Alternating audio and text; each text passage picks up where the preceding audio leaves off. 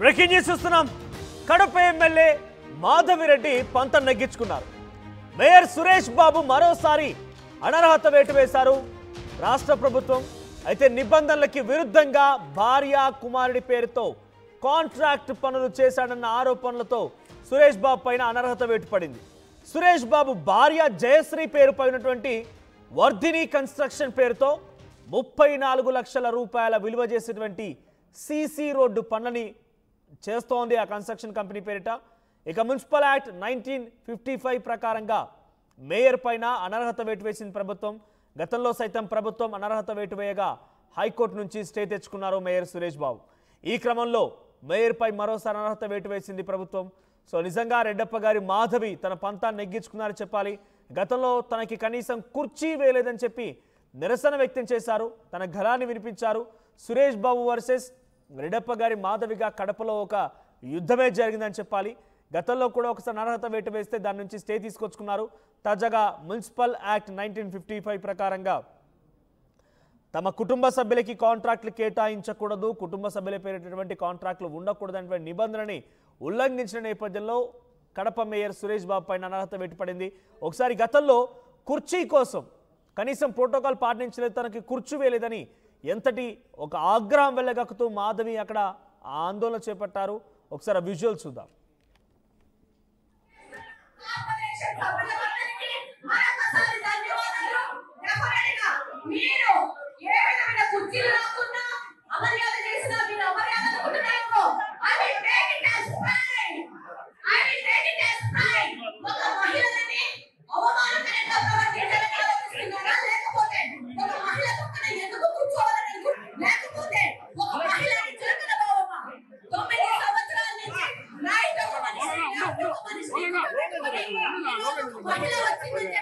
మహిళ మీద దాడి చేయడానికి ఈ విధమైన రాజకీయ డ్రామా తెరలెత్తినారు ఈరోజు కార్పొరేషన్ లోని పెద్దలు. నేను రాజకీయ నాయకురాలి కాదు, నేను ప్రజా సమస్యల కోసం ప్రజాక్షేమం క్షేత్రంలోకి వచ్చినాను. ప్రజాక్షేత్రంలో ప్రజా సమస్యల కోసం పోరాడాను. నన్ను ఏ శక్తి, ఏ కుర్చీ, ఏ యుక్తి ఆపలేదు. ప్రజా సమస్యల కోసం ప్రజల దగ్గర చేర్చుకున్నాము. వీళ్ళు చేసిన కార్పొరేషన్ల అవినీతి మొత్తం ప్రజల దృష్టికి తీసుకొస్తాను. ప్రజల సేవలో ఎంక్వైరీ చేసి వీళ్ళందరి బలకమట్టను ఈ అవినీతి ప్రతి ఒక్కరిని బయటికి రైట్. ఇది రెడ్డప్ప గారి మాధవి మాట్లాడిన మాటలు. కుర్చీ వేయకపోతేనే ఇంతలా ఆగ్రహంతో వెలుగెక్కినటువంటి మాధవిరెడ్డి డైరెక్ట్గా ప్రభుత్వం చేత తనని పదవి నుంచి తొలగించేశారు. మేయర్ సురేష్ బాబుని పదవి నుంచి తొలగించేశారు. అనర్హత వేటు పడింది. మా ప్రతినిధి కిషోర్ సిద్ధంగా ఉన్నారు. కిషోర్, సో ప్రజెంట్ సురేష్ బాబు పైన మాధవిరెడ్డి పంత నెగ్గించుకున్నట్టు కనబడుతోంది. డైరెక్ట్గా ప్రభుత్వం అనర్హత వేటు వేసింది. అప్డేట్స్ ఏంటి, అసలు ఏ రకంగా అనర్హత కొనసాగింది?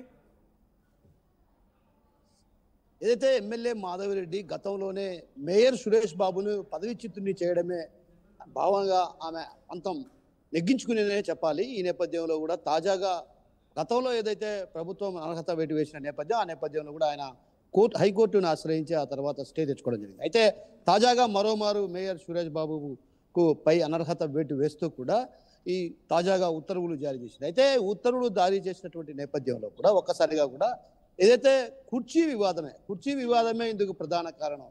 గతంలో ఏదైతే జరుగుతున్నటువంటి సమావేశాల్లో కూడా ఎమ్మెల్యే మాధవిరెడ్డికి కుర్చీ వేయకపోవడాన్ని కూడా అటు తీవ్రంగా పరిగణించారు ఆమె. ఆ నేపథ్యంలోనే ఏదైతే మున్సిపల్ కాంట్రాక్ట్ నిబంధనలకు విరుద్ధంగా, అంటే మున్సిపల్ చట్టానికి విరుద్ధంగా 1955 యాక్ట్ ప్రకారం తన కుటుంబ సభ్యులకు లబ్ధి చేకూర్చే పనులు చేశారు.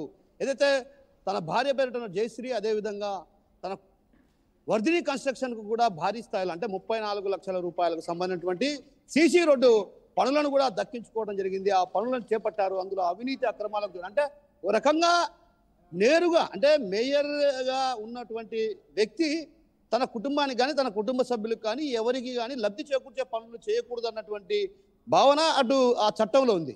అయితే ఆ క్రమంలోనే ఆమె ఆ చట్టాన్ని ఉపయోగించి ఆయన పైన అనర్హత వేటు వేసింది. గతంలో కూడా ఇదే విధంగా అనర్హత వేటు వేసేందుకు ప్రయత్నాలు చేశారు. అయితే ప్రయత్నం చేసినటువంటి నేపథ్యంలో కూడా సురేష్ బాబు హైకోర్టు ఆశ్రయించారు. దీనికి అంతటికీ ప్రధాన కారణం కుర్చీ వివాదమే ప్రధాన కారణం. ఏదైతే గతంలో క్లాబ్కు సంబంధించి ఆటోలు అంటే చెత్త సేకరణ కోసం ఆటోలు నిర్వహించేవారు. అయితే అది కేంద్ర ప్రభుత్వం ఏదైతే వసూలు అంటే డబ్బులు వసూలు చేస్తూ కూడా కేంద్ర ప్రభుత్వం క్లాప్ ప్రోగ్రామ్ని ఏర్పాటు చేసింది. అంటే ఇంటికి 100 రూపాయలు చొప్పున చెత్తను వసూలు చేసేటువంటి పరిస్థితి.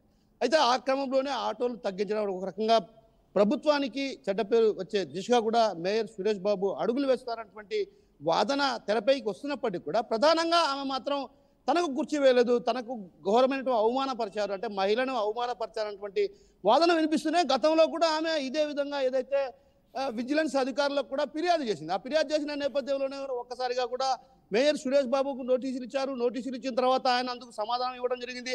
అధికారులు ఏదైతే ఇందులో అధికారులను బలి చేయకుండా తనను మాత్రమే ఎందుకు ప్రశ్నిస్తున్నారు, ఇందులో అధికారుల ప్రమేయం, కాంట్రాక్ట్ దక్కించుకోవడంలో తన ప్రమేయమే లేదన్నటువంటి వాదనలు కూడా ఆయన వినిపించారు. అయితే ఆ వినిపించిన నేపథ్యంలో కూడా ఎక్కడెక్కడి రాష్ట్ర ప్రభుత్వం ఏదైతే 1950 మున్సిపల్ యాక్ట్ అంటే చట్టాన్ని ఉల్లంఘించారు కాబట్టి ఖచ్చితంగా మీ పైన చర్యలు ఎందుకు తీసుకోకూడదంటూ కూడా గతంలో నోటీసులు జారీ చేశారు. అయితే ఆ నేపథ్యంలోనే ఈరోజు తాజాగా ఏదైతే మేయర్ సురేష్ బాబుపై అనర్హత వేటు వేస్తూ కూడా ఆయనకు ఉత్తర్వులు జారీ చేశారు. అయితే ఈ క్రమంలో ఆయన హైకోర్టుకు వెళ్తారా లేకుంటే ఇంకా పదవీ కాలం తక్కువ కాలం ఉంది కాబట్టి వదిలేస్తారన్నది కొంత తెలియాల్సినటువంటి అవసరం ఎంతైనా ఉంది మనోజ్.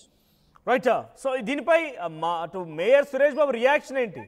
డైరెక్ట్గా తన కుటుంబంలో వ్యక్తులకి పదవులు కాంట్రాక్టులు కేటాయించారు, సీసీటీవీ రోడ్ల నిర్మాణానికి కాంట్రాక్ట్ కేటాయించేటువంటి ఈ వాదనలపైన తనపై అనర్హత వేటు పడిన తర్వాత మేయర్ రియాక్షన్ ఏంటి మరి?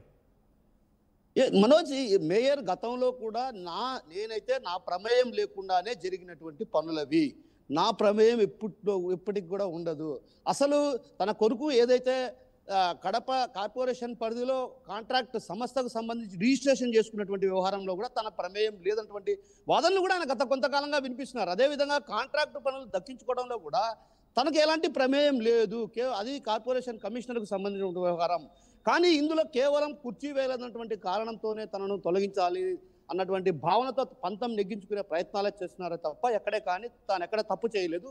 దాదాపు 20 ఏళ్లుగా రాజకీయ చరిత్ర ఉంది. ఏనాడు కూడా జడ్పీ చైర్మన్గా కూడా వ్యవహరించినటువంటి సందర్భాలు ఉన్నాయి. ఆ సందర్భాల్లో కూడా ఎక్కడే కూడా నేను తన కుటుంబానికి కానీ తన కుటుంబ సభ్యులకు కానీ లబ్ధి చేకూర్చే పనులు చెప్పట్లేదు. అయితే ఇదంతా కేవలం కుర్చీ కోసం, కుర్చీ వేయలేదన్నటువంటి ఒకే ఒక కారణంతో తనని పదవిచ్యుతి చేయడం కోసం దీన్ని బూచిగా చూపిస్తున్నారు. ఇందులో అధికారులను ఎందుకు బలి చేయడం లేదు, ఎందుకు అధికారులను ప్రశ్నించడం లేదు, ఎందుకు అధికారులకు నోటీసులు ఇవ్వడం లేదు, దీనిపైన అటు పూర్తి స్థాయిలో అధికారులు చర్యలు తీసుకోవాల్సినటువంటి అవసరం ఎంతైనా ఉన్నటువంటి వాదన గత కొంతకాలంగా వినిపిస్తున్నారు. అయినప్పటికీ కూడా ఎక్కడ రాష్ట్ర ప్రభుత్వం ఆ దిశగా ఏదైతే అధికారులు చేశారా లేకుంటే ఈయన నేరుగా ఒత్తిడి చేశారన్నటువంటి విషయం పైన కూడా ఎక్కడ విచారణ చేపట్టిన సందర్భాలు లేవు. కేవలం కుర్చీ వివాదమే ఆయనపై అనర్హత వేటు పడిందన్నటువంటి భావన ఆయన వ్యక్తం చేసినటువంటి పరిస్థితి కనిపిస్తుంది Manoj. Right, thank you Kishore.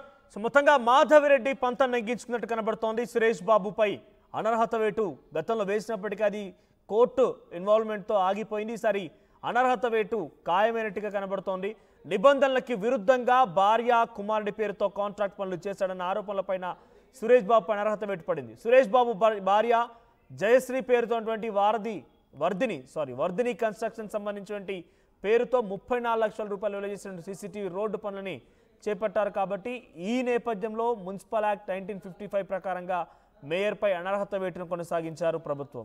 So మీ అభిప్రాయం ఏంటి? కడప మేయర్ని తొలగించడం కేవలం అనర్హత నేపథ్యంలో ఆయనపై చట్టరీత్యా ఉల్లంఘనలకు పాల్పడ్డారనేటువంటి ఒక ఆరోపణ నేపథ్యంలోనే ఆ యొక్క ఉద్దేశంగానే అనర్హత వేశారా, లేదా రాజకీయంగా రెడ్డప్ప గారి మాధవికి వ్యతిరేకంగా ఉన్నారని చెప్పే నేపథ్యంలో తనపై వేటేశారా? అంటే రాజకీయ కుట్ర కోణమా, నిజంగా చర్యలనే అనుకోవాలా? మీ అభిప్రాయం ఏంటి? కామెంట్ చేయండి.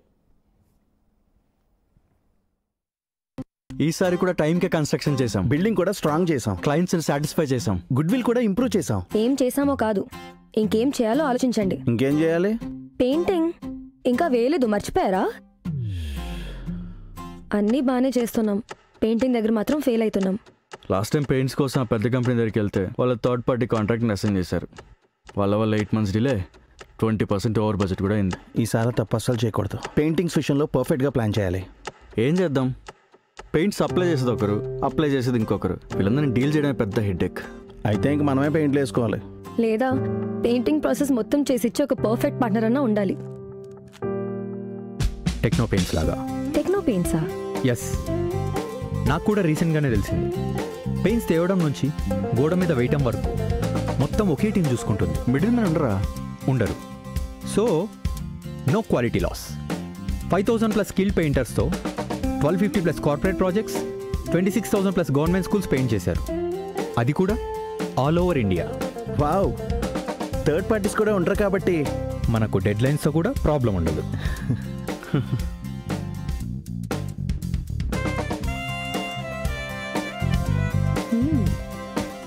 Perfect.